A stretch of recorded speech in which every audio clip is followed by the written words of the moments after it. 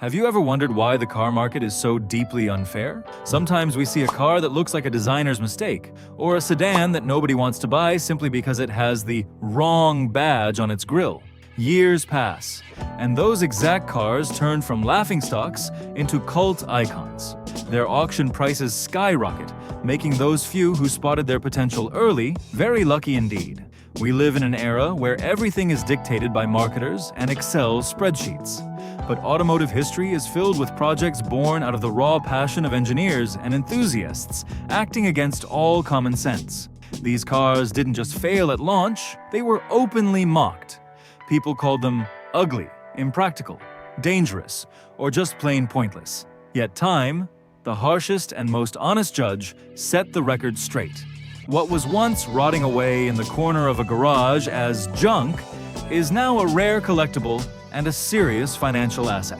We're not going to talk about Ferraris or Lamborghinis today. Everyone knows their stories. Instead, we're looking at 5 cars that were laughed at, declared total flops, and are now hunted by collectors worldwide. This is the story of how engineering madness, audacity, and pure luck can change the rules of the game forever. Alfa Romeo SZ. Beneath its boxy composite body hid a complex hydropneumatic suspension derived from Group N race cars. Drivers hated its heavy steering, lack of power steering, and Spartan interior, where the only real luxury was the Connolly leather. Critics wrote, "It has no trunk, you can't drive it in the rain, and it's impossible to park." Few know that this angular silhouette didn't come from Pininfarina, but from the Fiat Style Center and Zagato. Because of its polarizing proportions, the press dubbed it Il Mostro, the monster. But that design actually worked. The flat underbody created ground effect, literally pinning the car to the asphalt. The SZ could pull over 1.1 Gs of lateral cornering force, a figure matching purebred supercars of its era.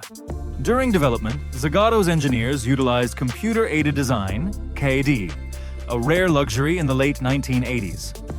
To achieve legendary stability, the thermoplastic body, Modar, was bonded directly to the steel frame using aerospace-grade resins. But the strangest feature was its hydraulic suspension. Ground clearance could be adjusted directly from the cabin to alter the front splitter's angle of attack on the track.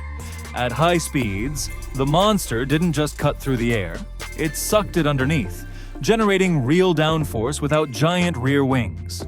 The sound deserves a special mention. The famous 3.0-liter Busso 6 produced 210 horsepower.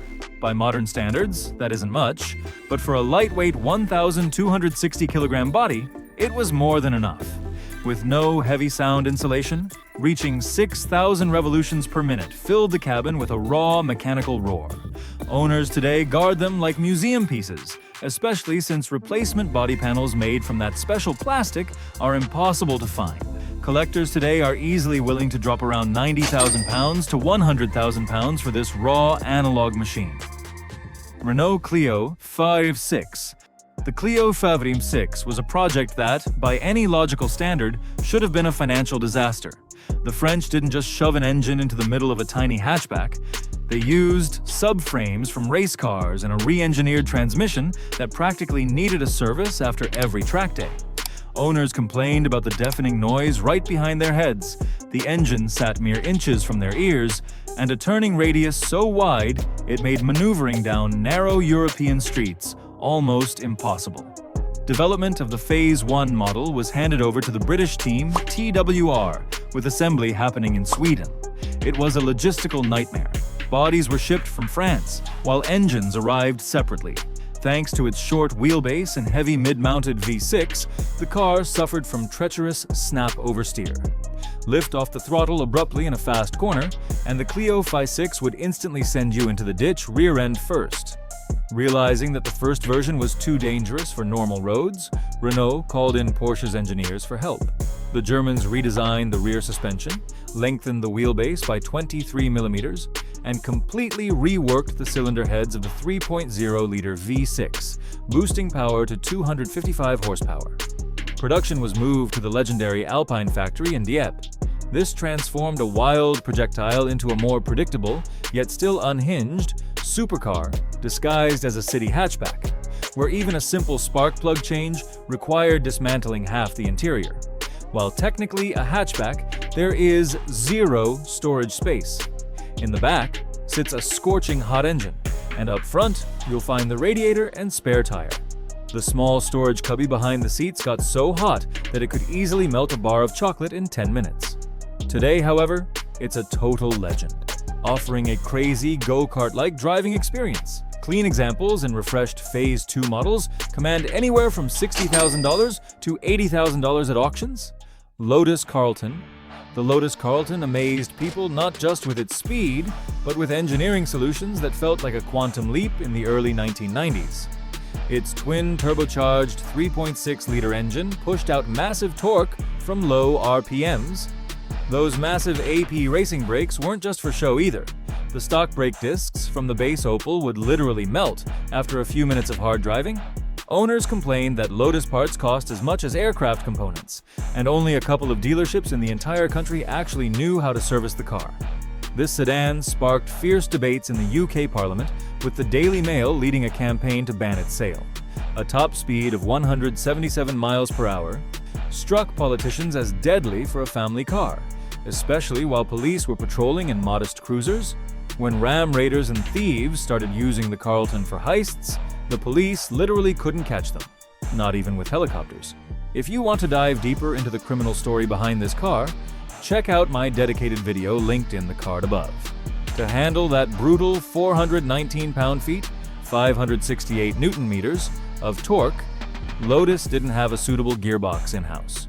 So, engineers borrowed a heavy-duty 6-speed ZF manual straight from the Chevrolet Corvette ZR1. The rear differential was sourced from an Australian V8 Holden Commodore, while the self-leveling rear suspension system was pulled from Opel Senator sedans. Lotus engineers practically built this ultimate sleeper by pulling the absolute best components from around the globe, creating a drivetrain tough enough to survive the apocalypse. Visually, the Carlton looks like an aggressive black sedan, but it actually came in only one exclusive color, Imperial Green. In dim light, it appeared jet black, but under direct sunlight, it gleamed with a deep green metallic pearl. That understated look made it the king of the Autobahn, where it routinely bullied Ferrari Testarossas out of the left lane. Today, prices for this legendary supercar killer easily reach $70,000 to $110,000. Aston Martin Lagonda. The Lagonda is a prime example of how insane tech investments can lead to commercial failure. Inside sat one of the world's first digital onboard computers equipped with vacuum fluorescent displays. The main problem? 1970s microelectronics were not built to withstand car vibrations or drastic temperature changes. Owners would routinely open the door only to find the dashboard blinking random error codes. This car required a software engineer more than a mechanic. Developing the digital dashboard cost 4 times more than the entire mechanical development of the car. Aston Martin was teetering on the edge of bankruptcy, and the razor-sharp, wedge-like design was a desperate attempt to grab attention. The gamble worked. Wealthy Eastern buyers lined up, and their money quite literally saved the British brand from extinction. The electronic package evolved 3 times during production, and every iteration was a wild experiment. Early series featured capacitive, touch-sensitive buttons that would trigger randomly from atmospheric humidity, or fail entirely. They were later replaced by microswitches. The peak of this madness came with Series 3, where Aston Martin fitted actual CRT monitors, like the old tube TVs. They overheated constantly, drained the battery in a couple of days, and turned the dashboard into a toaster. The ultimate paradox of the Lagonda was its contrast. You sat in a futuristic cockpit, pressed finicky touch buttons, and stared at digital screens. Yet under the hood sat an ancient carbureted V8. Thirsty and rooted in 1960s architecture, it was basically a steam-powered spaceship. Today, to keep these retro-futuristic icons running, enthusiasts retrofit hidden modern microprocessors, and surviving examples command between $120,000 and $160,000. Volkswagen Phaeton W. The Phaeton was built on the D1 platform, which VW co-developed alongside Bentley. Everything about it was completely over the top. massive sound insulation that pushed the curb weight past 2.5 tons, complex air suspension, and a draft-free climate control system with motorized wooden vents. Servicing it was a nightmare. Basic electrical work required stripping out the interior, and replacing simple sensors incurred astronomical bills. The Phaeton was the passion project of Ferdinand Piëch, who gave his engineering team an uncompromising list of demands. The most famous requirement: the car had to be able to cruise at 186 miles per hour, 300 kilometers per hour, all day long in 50 degrees Celsius, 122 degrees Fahrenheit, heat while maintaining a steady cabin temperature of 22 degrees Celsius, 72 degrees Fahrenheit. Its 6.0-liter W12 engine was an engineering marvel. Essentially, two VR6 engines joined at a 72-degree angle on a single crankshaft.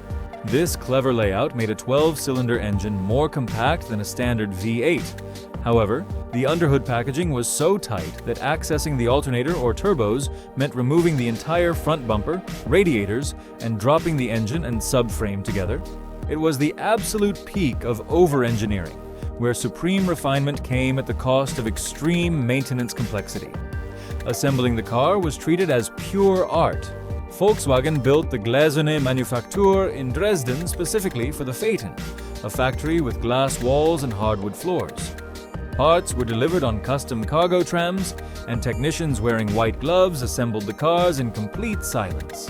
Unlike the other cars on our list, the Phaeton W12 hasn't shot up in value yet. You can still find them today for a surprisingly modest $20,000 to $25,000. But that's what makes it unique. Right now, it's sitting at the absolute bottom of its depreciation curve. It is a monumental, over-engineered masterpiece selling for the price of a used hatchback, bound to take its rightful place in history as German automotive ambition's ultimate flex.